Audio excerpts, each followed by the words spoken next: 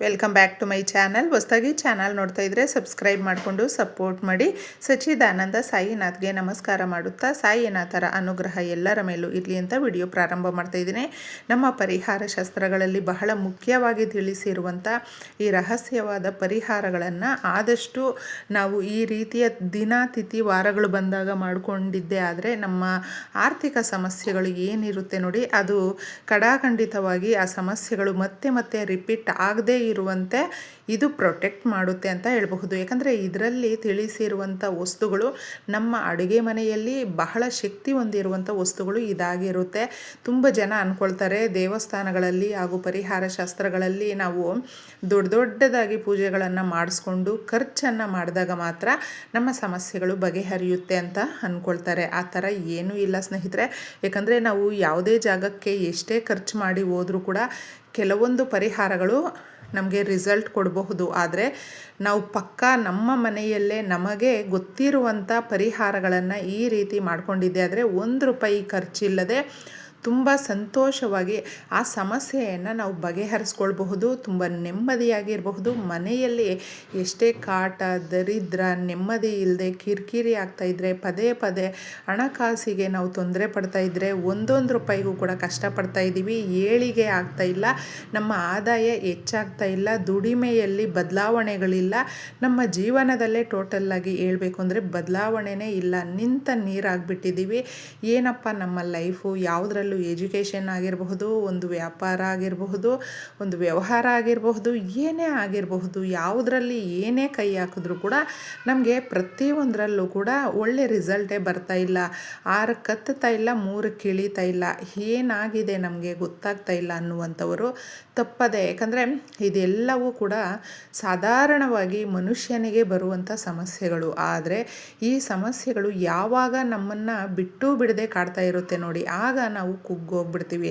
ಅಂದರೆ ನಮಗೆ ಇನ್ನೇನು ದಾರಿಗಳೇ ಇಲ್ವಾ, ದನದ ದ್ವಾರಗಳು ಕ್ಲೋಸ್ ಆಗಿದ್ದಾಗ ಕೂಡ ಒಂದೊಂದು ರೂಪಾಯಿಗೂ ಕೂಡ ಬಹಳ ಕಷ್ಟಪಡ್ತಾ ಇದ್ದೀವಿ ಅನ್ನುವ ಸಂದರ್ಭ ಬಂದಾಗ ನಾವು ಎಲ್ಲವನ್ನು ಕಳ್ಕೊಂಡ್ಬಿಟ್ಟಿದ್ದೀವಿ, ಯಾರೂ ನಮಗಿಲ್ಲ ಅನ್ನುವಂಥ ಮನಸ್ಥಿತಿಗೆ ಬಂದುಬಿಡ್ತೀವಿ. ಆದರೆ ನಾವು ನಂಬಿದಂಥ ದೇವರು ನಮ್ಮನ್ನು ಕೈ ಬಿಡೋದಿಲ್ಲ. ಇದೆಲ್ಲವೂ ಕೂಡ ನಮಗೊಂದು ಪರೀಕ್ಷೆ ಅಂತ ಅಂದ್ಕೊಳ್ಬಹುದು.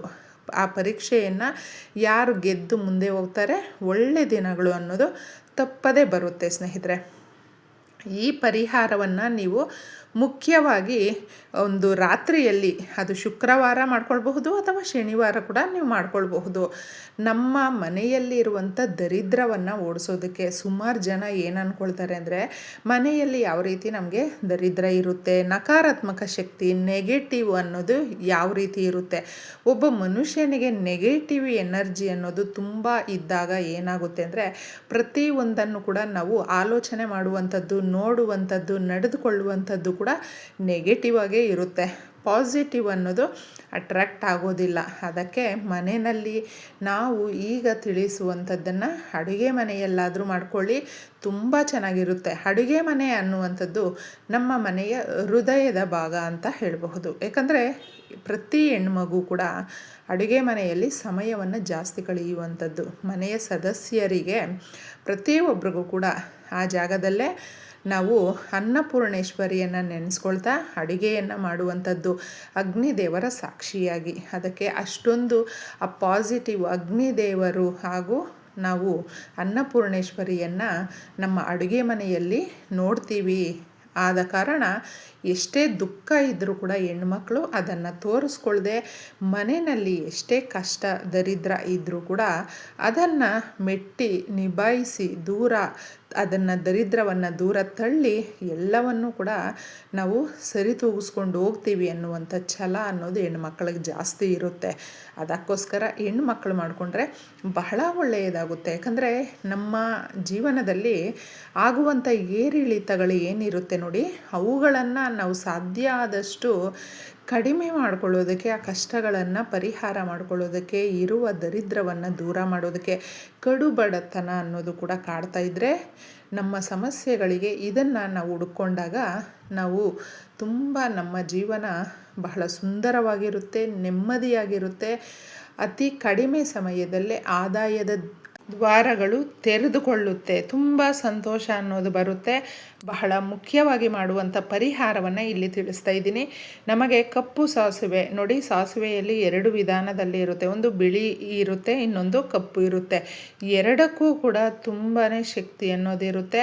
ಅದಕ್ಕೆ ನಾವು ಅಡುಗೆಗೆ ಬಳಸುವಂಥ ಸಾಸಿವೆಯನ್ನು ನೀವು ಸ್ವಲ್ಪ ತಗೊಳ್ಬೇಕು. ಸಾಸಿವೆ ಬಂದು ನೆಗೆಟಿವ್ ಎನರ್ಜಿ ಏನಿರುತ್ತೆ, ನಕಾರಾತ್ಮಕ ಶಕ್ತಿ ಏನಿರುತ್ತೆ, ನರದೃಷ್ಟಿ ಏನಿರುತ್ತೆ ನೋಡಿ, ಅವುಗಳನ್ನು ಎಳೆದುಕೊಳ್ಳುವಂಥ ಶಕ್ತಿ ತನ್ನಲ್ಲಿ ಇದೆ. ಇನ್ನು ನಿಂಬೆಹಣ್ಣು ಹೇಳೋ ಹಂಗೆ ಇಲ್ಲ ಸ್ನೇಹಿತರೆ. ನಮ್ಮ ಸುತ್ತಮುತ್ತ, ನಮ್ಮ ಪರಿಸರ, ನಮ್ಮ ಜೀವನದಲ್ಲಿ ಆಗು ಹೋಗುಗಳು ಏನೇ ಇದ್ದರೂ ಕೂಡ ಎಲ್ಲ ರೀತಿಯ ಒಂದು ಆ ಸಮಸ್ಯೆಗಳನ್ನು ಬಿಗಿ ಹಿಡಿದು ಎಳೆದುಕೊಳ್ಳುವಂಥ ಶಕ್ತಿ ನಿಂಬೆಹಣ್ಣಿಗಿದೆ. ನಿಂಬೆಹಣ್ಣು ಅಂದರೆ ಇನ್ನೊಂದು ಮಾತೇ ಇಲ್ಲ. ಅದಕ್ಕೆ ಸ್ವಲ್ಪ ನಾವು ಚೆನ್ನಾಗಿ ಹಳದಿ ಕಲರಲ್ಲಿ ಇರುವಂಥ ನಿಂಬೆಹಣ್ಣನ್ನು ತಗೊಳ್ಳಿ. ಹಸಿರು ನಿಂಬೆಹಣ್ಣನ್ನು ತಗೊಳ್ಳೋದಕ್ಕೆ ಹೋಗಬೇಡಿ. ಕಾಯಿ ಇರುತ್ತಲ್ವ, ಅದು ಬೇಡ. ಹಳದಿಯಲ್ಲಿ ಇರುವಂಥ ನಿಂಬೆಹಣ್ಣನ್ನು ನಾವು ತಗೊಳ್ಬೇಕು.